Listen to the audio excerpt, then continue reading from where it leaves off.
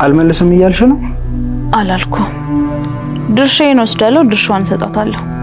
ግን ደግሞ ያንን ማድረግ የምችለው ያንን አረመኔ ስትሰጠኝ ብቻ ነው። ይሄም ያንቺ ሆኗል? መኪናውም ቤቱም ሁሉም ነገር የኔ ነው። ቆይ ግን ምን ብታስነክኑ እንደዚህ የነፈዘው? መጀመሪያም ነፈስ ስለሆነ ነው። አውቃለሁ፣ ልክ ናት። ግን ደግሞ እማዬ ምን ቢያለች? አንተ አትጨነቅ ናትዬ። እንዴት ነው አለመጨነቅ የምችለው? የሚያስጨንቅ ምንም የለም ናትዬ። ሁሉም እኮ ለራሱ ለህይወቱ ነው የሚሮጠው። ልክ ነሽ ትሁቴ። ግን በአሁን ሰዓት እኔ ነኝ ለእናቴ መሮጥ ያለብኝ። እናትህን አውራት ናትዬ፣ መፍትሄው እሱ ብቻ ነው። አሁን ግን ናቲ ራሱ ልክ እንደሆንሽ ነው እያሰበ ያለው። እውነቱ ጥቅማቸው ይነካል እንጂ እኮ ልክ እንደሆንኩኝ ያውቁታል። ይስተካከላል።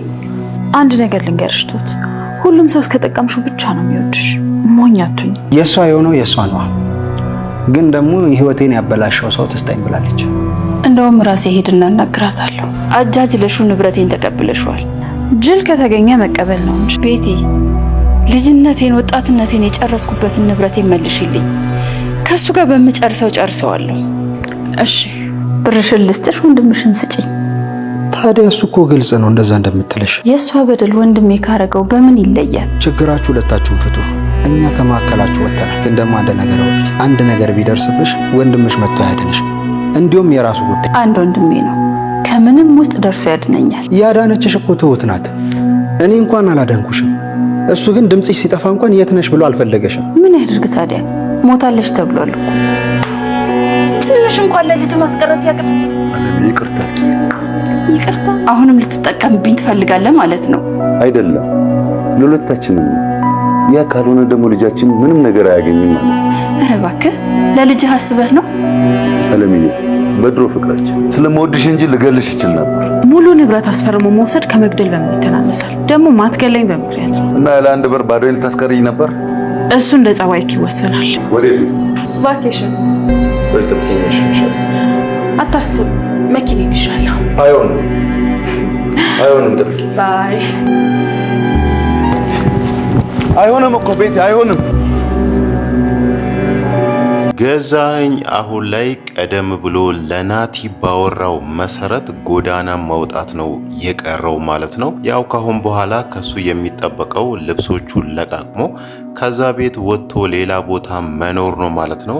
የሱ ትልቁ ጥፋት ቤቲም በዚህ ልክ ማመን አልነበረበትም። እሱ እዛ ጋር ያለው ንብረት እንዳለ የዓለሜ ነው። ዓለሜ አሁን ላይ አገግማለች፣ ወደ ጤናዋ እየተመለሰች ነው። ከዛን ትከሰኛለች፣ ንብረቱን ትቀማኛለች በሚል ነበር ቤቲን አምኖ ምንም ነገር እጁ ላይ ሳያስቀር ከዓለሜ ለማሻሽ በሚል ሁሉንም ንብረት ወደ ቤቲ ያዞሮ ማለት ነው። ቤቲ ደግሞ በስተመጨረሻም አሁን ላይ ገዛኸኝም ባዶ እጇን አስቀርተዋለች ማለት ነው። ይሄ ነገር ደግሞ ምናልባት አይታወቅም፣ በኋላ ላይ ገዛኸኝን ሊያሳብዶ ወይ ደግሞ ጤናው ላይ ችግር ሊያመጣ ይችላል ማለት ነው።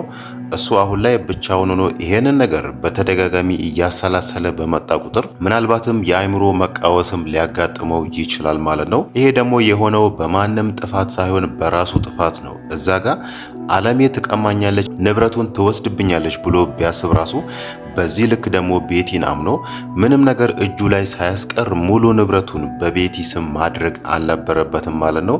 ቤቲ ደግሞ አሁን ላይ እያሰበች ያለችው አንተ ማግባቴ የወጣትነት ጊዜን አጣጥመ ጨርሰዋል፣ ስለዚህ ይገባኛል የሚለውን ነገር ነው እሷ አሁን ላይ እያሰበች ያለችው። በተለይ ንብረቱ እንዳለ የዓለሜ ነው ከተባለ በኋላ እኔና እህቴ ላይ እንደዛ አይነት ጉዳት ያደረሰብን የዓለሜ ወንድም ስለሆነ ለዛ ጉዳት መካሻ ይሆነኛል የሚለውን ነገር ነው ያሰበችው። ምናልባት እሷ ባሰበችው መሰረት እዛ ጋር ዓለሜ ወንድሟን ጠርታ ወደ ሀገር ቤት ገብቶ ከዛም በኋላ ላደረገው ነገር እስር ቤት እንዲገባ ብታደርግ ራሱ ቤቲ ደግሞ ሌላ ነገር የምታስበው እኔም ለፍቻለሁ የሚለውን ነገር ነው የምታስበው። እሷ አሁን ላይ እንደ ልፋት እየቆጠረች ያለችው ገዛኸኝን አባቷ የሚሆነውን ሰው አግብታ መኖሯ እኔም ለፍቻለሁ ይሄንን ንብረት ለመውሰድ የሚለውን ነገር ነው እያሰበች ያለችው። ሌላው ነገር ደግሞ በስተመጨረሻም በዓለሜ ሀሳብ ልትስማማ ያለችበት ዓለሜ ዛጋ ወንድሟን ወደ ሀገር ቤት እንዲመጣ አድርጋ ወንድሟ ደግሞ እኔና እህቴ ላይ ላደረገው ነገር እስር ቤት ከገባ ግማሹን እመልስላታለሁ የሚለውን ነገር ነው ያሰበችው። ግማሹ ደግሞ ለኔ ይገባኛል የሚል አቋም ነው ያዘችው ማለት ነው። እሷ ንብረቱ ይገባኛል ብላ ያሰበችው ገዛኸኝን እዛ ጋር አባቷ የሚሆነውን ሰው አግብታ መኖሯ ለዛ ክፍያ ይሆነኛል ብላ ነው አሁን ላይ ግማሹን ወስዳለሁ ያለችው ማለት ነው። እውነት እንደዛ ብታደርግ ቤቲ የዓለሜ ወንድም እሷ ላይ ላደረገው ነገር እስር ቤት ቢገባና እሷ ደግሞ ለዓለሜ ግማሽ ንብረቱን ብትመልስ ገዛኸኝ ምንድን ነው የሚሆነው የሚለውን ነገር ስናይ ገዛኸኝ እንደፈራው ጎዳና ነው የሚወጣው ማለት ነው። ያ ማለት ለሱ ምንም የሚቀርለት ንብረት የለም። ምናልባትም ከዜሮ እየሰራ ንብረት ማከማቸትም ሊሆን ይችላል፣ ወይ ደግሞ ጎዳና ወጥቶም ወይ ደግሞ ምናልባት ዓለሜ ይቅርታ አድርጋለት ምህረት አድርጋለት ከቤቲ ከተመለሰው ትንሽ ልታካፍለው ትችላለች ብለን እናስባለን ማለት ነው። በእርግጥ ዓለሜ ያንን ነገር አታደርግም። ያንን ነገር የማድረግ ቻንሷ በጣም ጠባብ ነው። ግን ደግሞ የናቲ አባት ነው የልጇ አባት ነውና ራርታለት ጎዳና ከሚወጣ ከሚያብድ በሚለው እሷ ላይ ያደረገውን ነገር ትታ ይቅርታ አድርጋለት የሆነ ነገር ካገዘችው ነው ማለት ነው።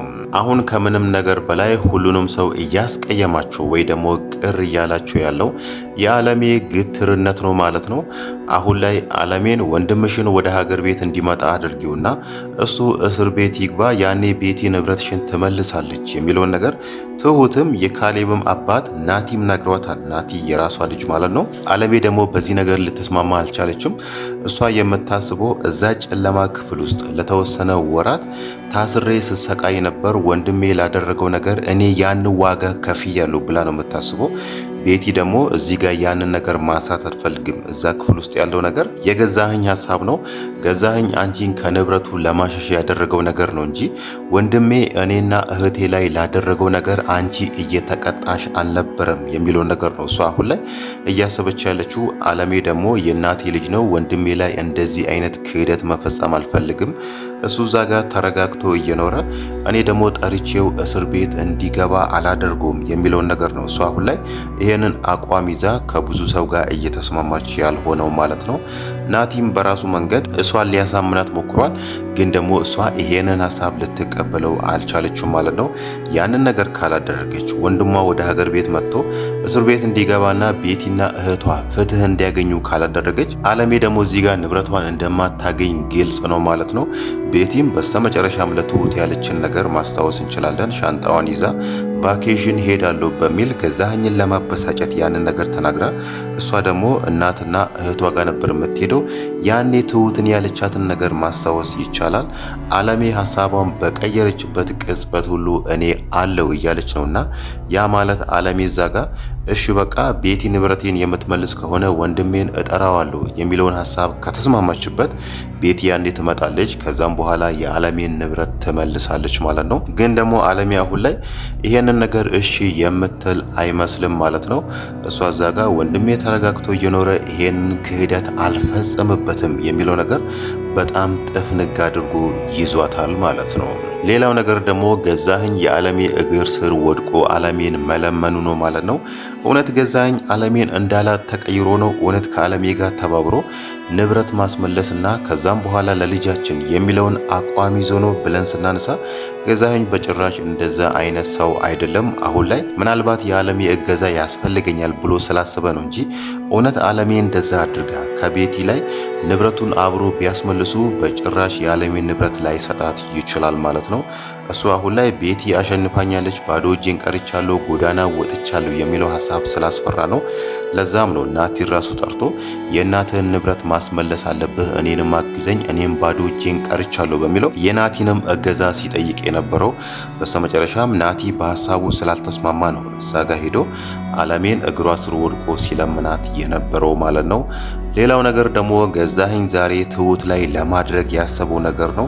ትሁት በስተመጨረሻ ምንም እንኳን እዛ ጋር በእሷና በገዛኸኝ መካከል የሁለት ዓመት የስራ ውል ቢፈራረሙ ራሱ ግን ደግሞ አሁን ላይ ይበቃኛል ብላለች። እሷ እዛ ቤት እያሳለፈችው ያለው ስቃይ ይበቃኛል፣ ከዚህ ቤት መውጣት አለብኝ በሚለው እሷ ልትወጣ ነበር። ግን ደግሞ ገዛኸኝ ምን አስቦ ነው የትሁት ቦርሳ ውስጥ የአንገት ሐብል ወርቅ ያስቀመጠው የሚለውን ነገር ስናይ ቀደም ብሎ የነገራት ነገር ተፈትሸሽ ነው ከዚህ ቤት የምትወጪው፣ እንዲሁ ሳይሽ የእጅ አመል ያለብሽ ይመስለኛል ብሏታልና ያንን ነገር ማረጋገጥ ይፈልጋል። እዛ ጋር የገመተው ግምት ስህተት እንዳልሆነና ትሁትም ከዛ ቤት ያለሱ ፍቃድ ውላቸው ሳያልቅ ከዛ ቤት ለመውጣቷ ይሄ ነገር ቅጣት ይሆናታል በሚል ነው እዛ ጋር ወርቄን ሰርቀሻል እንዲያርገሽ ልትወጪ ነበር በሚል የሷ ቦርሳ ውስጥ ያስቀመጠው ማለት ነው። ምናልባትም አይታወቅም ለፖሊሶችም ደውሎ እሷን ለማስያዝም አስቦ ሊሆን ይችላል ማለት ነው። የቤት ሰራተኛ ነች፣ ከዚህ ቤት ልትወጣ ስትል ይሄን ወርቅ ሰረቀች፣ ይሄን ወርቅ ደግሞ የሷ ቦርሳ ውስጥ ነው ያገኘሁት በሚል በዛ መንገድ እሷን ሊከሳት ይችላል። ወይ ደግሞ በዚህ ነገር አስፈራርቷት ራሱ ትሁት እዛ ቤት እንድትቆይም ሊሆን ይችላል ማለት ነው።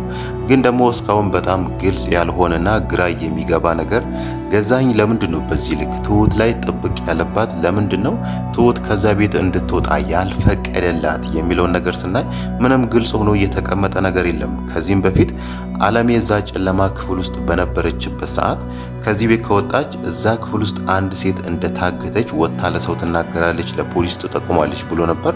ያኔ ፈርቶ ትሁት ከዛ ቤት እንዳትወጣ ሲከለክላት የነበረው። አሁን ደግሞ ትሁት ከዚህ ከወጣች ምን ታደርገኛለች ብሎ ነው ቤት ውስጥ አንዳንድ የሚሰራ ስራዎችን የሚሰራልኝ ሰው የለም ብሎ ካሰበ ሌላ ሰራተኛ መቅጠር የቻለ ለምንድን ነው በዚህ ልክ ትሁት ላይ ጥብቅ ያለውና ለምንስ ነው እሷ ከዛ ቤት እንድትወጣ ያልፈቀደላት የሚለውን ነገር ስናይ ምንም ግልጽ ሆኖ የተቀመጠ ነገር የለም።